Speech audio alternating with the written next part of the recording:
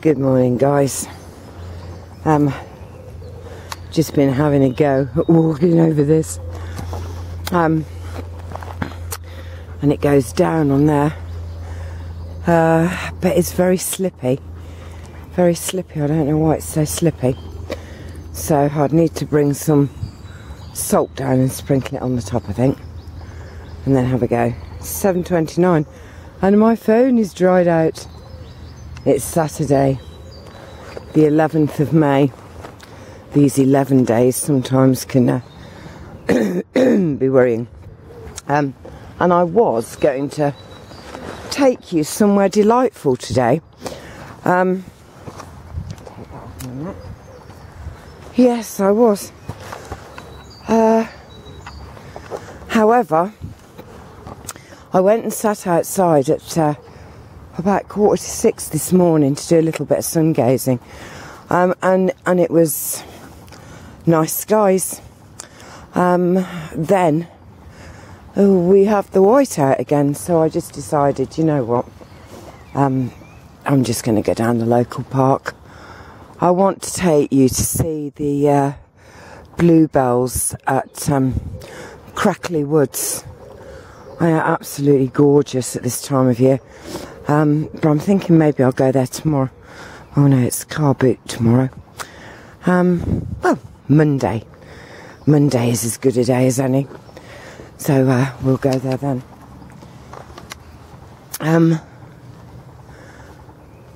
Yeah. Seriously, if you don't get up at like 5 o'clock in the morning, you got no chance of seeing the sun, no chance of seeing the sky.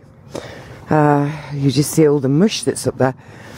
But one thing I did want to say is that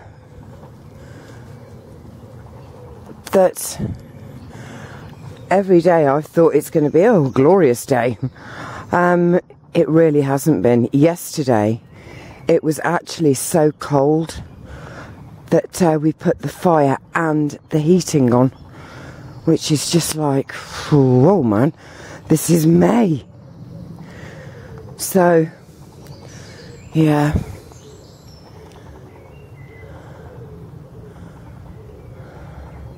But I think it's about just getting out and appreciating as much beauty as you possibly can.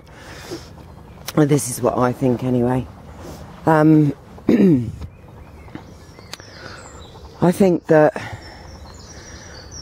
focusing on all of the negative, I've been reading about planet ice and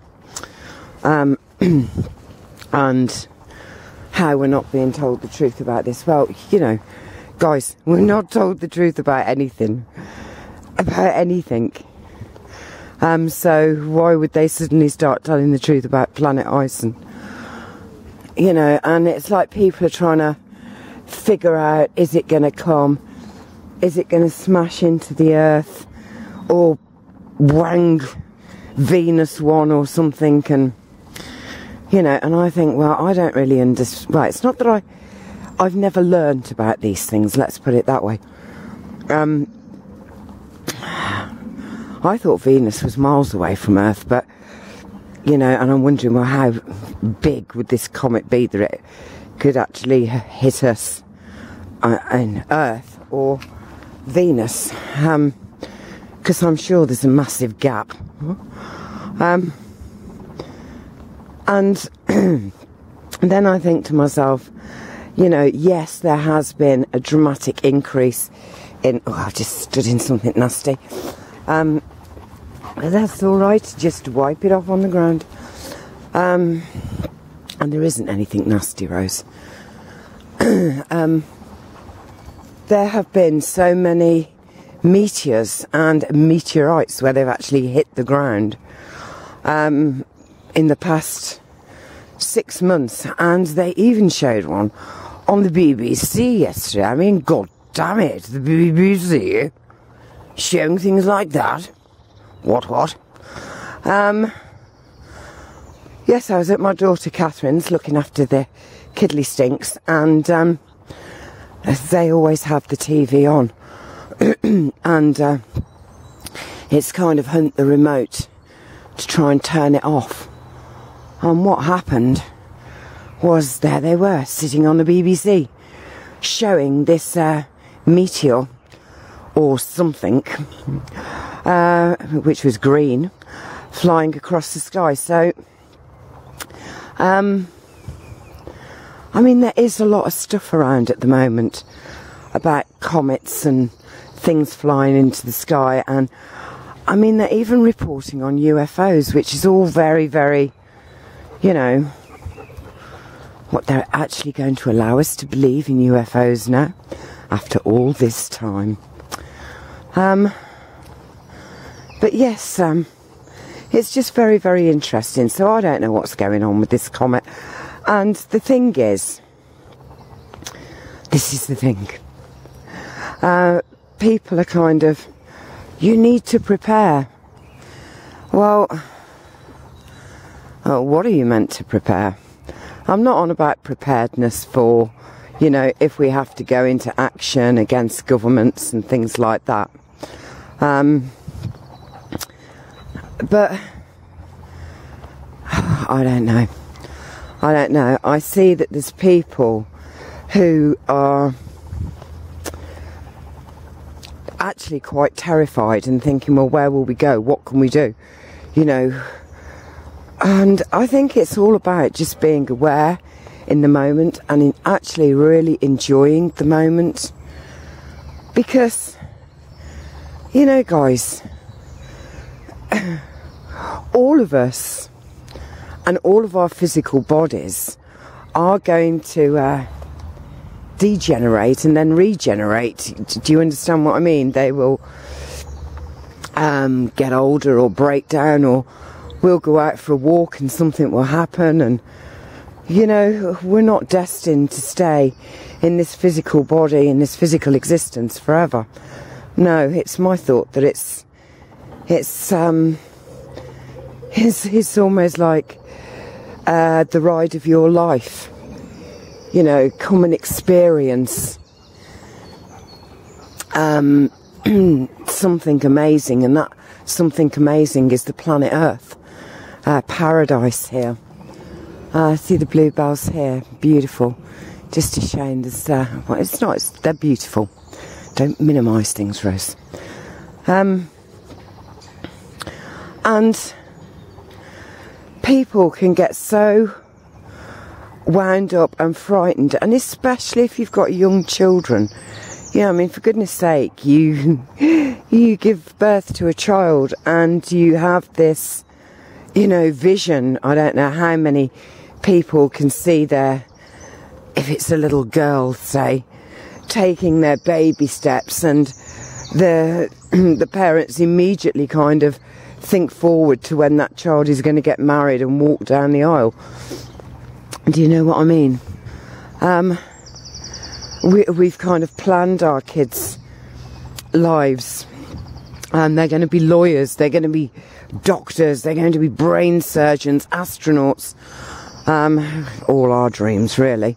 And I'm not saying that everybody does that or everybody thinks that, but it's kind of it's almost like a natural thing to do, because we've been so programmed. We kind of wish these things upon our children, rather than just thinking, I hope they have the experience of their life, and wherever they are led and to whatever they are led, I hope it brings them you know, a magnitude of emotions and feelings and sensory experience. So I think it's all very interesting that people are talking about what might happen, and, you know, what it might do, and the fact there's a school of thought that thinks that already it's in the meteor belt or dust cloud or whatever the hell it's called, and that it's actually affecting all these meteors, which and rocks and, well, you know, all the stuff that's up there flying around, and that it's kind of knocking them into our orbit and pulling them in. And I think, yeah, that could be true. That could be true, but I really don't know. I don't know. And I really don't know who would honestly tell us. There's a video up today from, I know he calls himself the Tree of Might, and I'm trying to remember what his channel name is, but I can't. Something like Dark Sky, what? No, I don't know. But Tree of Might. And, you know, he's kind of talking about the possibilities and about all of these, and actually shows a lot of the space rocks or whatever they are crashing into countries.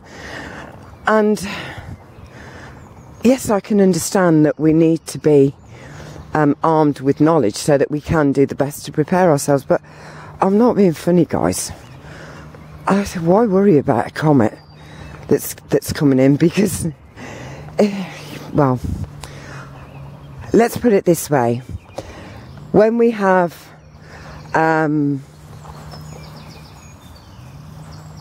hailstones, I was trying to think what they were called then. I thought ice balls. No, they're not called ice balls.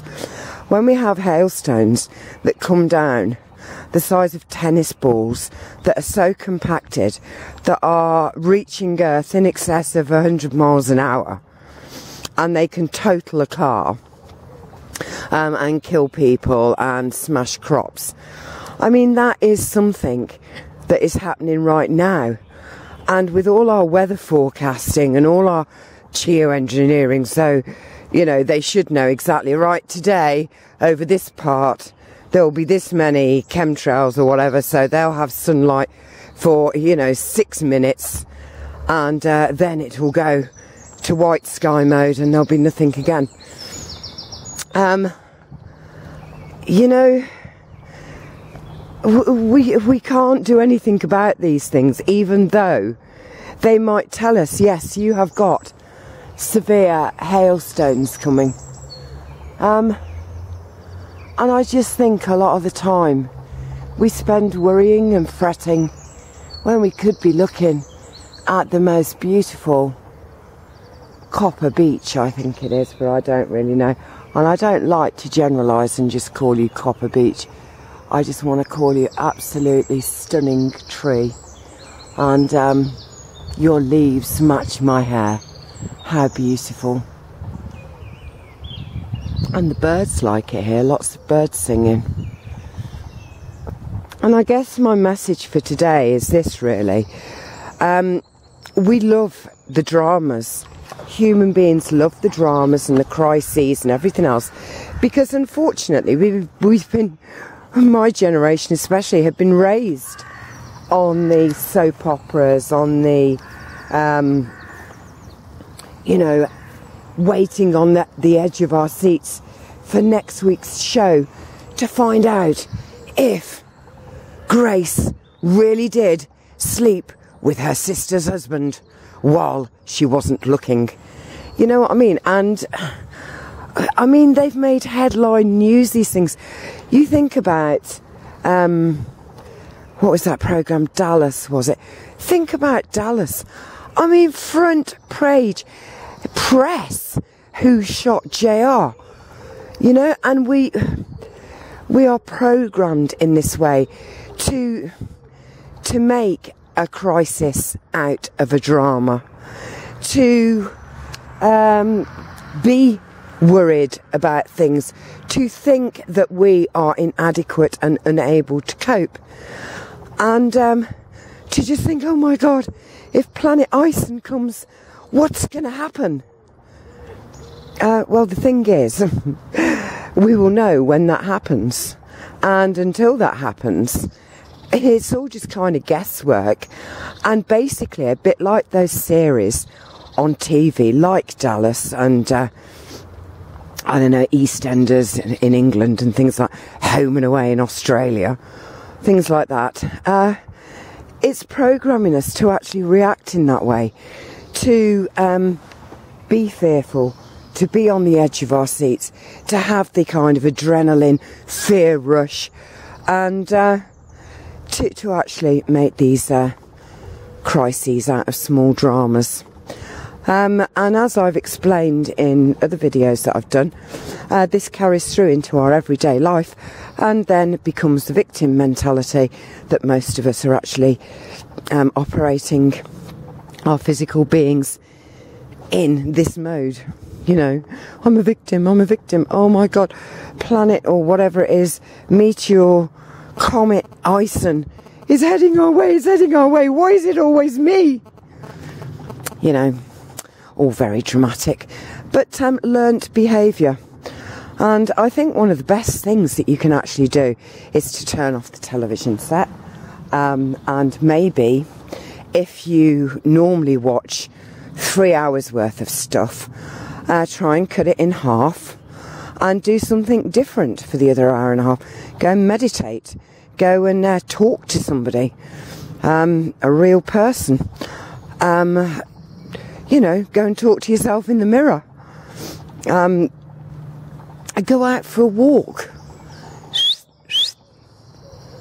Here she comes, thundering down the path. Oh my God, what am I going to do if a comet honey hits me? Close shave, eh? And have you noticed how they're nearly always close shaves? That's what it'll be. And the BBC will do great big dramatic things. You know, people don't understand how lucky they were today when Comet Ison, you know, and we'll all go, oh my God, and then we'll make dramas when we meet people because it'll be, oh yeah, well, you know, I was sitting in my back garden. Didn't even have the house to protect me. We're all slightly nuts, really. Well, I am. I know that I am. So, I mean, I think the thing is, yeah, be informed and look at these things and then just think to yourself, well, we'll see what happens with that one. Yeah, but this is the biggest drama that you want. Walking out in nature and hearing the arguments between the birds. I've seen some magnificent things with birds at the moment. My goodness, I saw 2 seagulls chasing it. Well, they weren't chasing it off. You know, this thing was just not moving very far at all. It wasn't a comet. It was a buzzard. And the noise and everything. And you just think they're amazing, you know. And I don't suppose they're worried at all about Comet Ison. I don't suppose the seagulls are up there thinking, hey, look, come up here, fly up here with me into the thermals. Can you see that thing over there? Do you think that's going to come and hit our nest? At the end of the day, I just believe in God's plan. I'm not religious at all, but I believe there is an energy that has miraculously created this, and you know, there is a plan. There is a plan, and we will be fine. And well, what will happen will be exactly what's meant to happen. So isn't that great? Nothing to fear. Yeah. So, and a good thing to do as well is start to speak to people. Go and sit in town. I tell you what, I love sitting in town. We've got a little fountain in the centre of our town that's kind of got this edge where you can sit on the edge of it and just watch the world go by. And to people watch there is absolutely marvellous. And you can see all these little dramas acting out, you know, and nobody notices. You're just sitting there watching, and you know, you'll hear these conversations.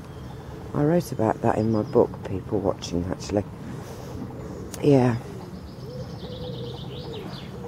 Go and do some of that. It's live, it's free, and you're generally in the fresh air when you do it. And it is really, really good fun to see all of these little dramas unfolding. And much more interesting than looking up at the sky and waiting endless hours for something that may really be having no impact on us at all. Look guys, we've got a blue sky coming. My. So here's me coming today and thinking, oh, it's going to be a shit day today. It's really good, and our sun is up there. Hello beautiful, as usual, blocked by endless whatever they may be. But I've got faith in you, son. I surely have. Right, so I'm going to go and leave you with that little bit of blue sky. It's not blue, is it? It's kind of wishy-washy, but at least it's there. And remember, get up early, get outside and gaze at the sun. 10 seconds, increase it by 10 seconds every day, or every time that you go and sun gaze. And these are things you can do, building up your levels of hormone D, which actually increase your ability to fight off disease, illness, stress and a worry. We can ground ourselves by barefoot walking. That releases or neutralises free radicals, which keep us hyper. And we can drink structured water, which helps maintain our equilibrium, our balance, and fills us with the energy of love. So, but if I do see planet or whatever it is, icing, comet icing, I will of course let you know. Right guys, I'm going. So, from the beautiful lime green trees and our glorious sun is desperate to make an appearance today, and a sky that is changing. And let's have a quick look at the chimney pots, because oh my, I'm a girl with a chimney pot fetish. I of course blame it all on Mary Poppins. Right, from my feet, Honey and Abby, who are over there saying how much they love Georgina, and the beautiful willow tree, and this magnificent planet full of beautiful birds who are just enjoying the moment and not creating nests beneath the ground just in case. It's goodbye. Bye guys. You say bye, honey. Oh, I'm just treading something else a bit nasty. Hey ho. Time to go. Bye. Of course I do love you all.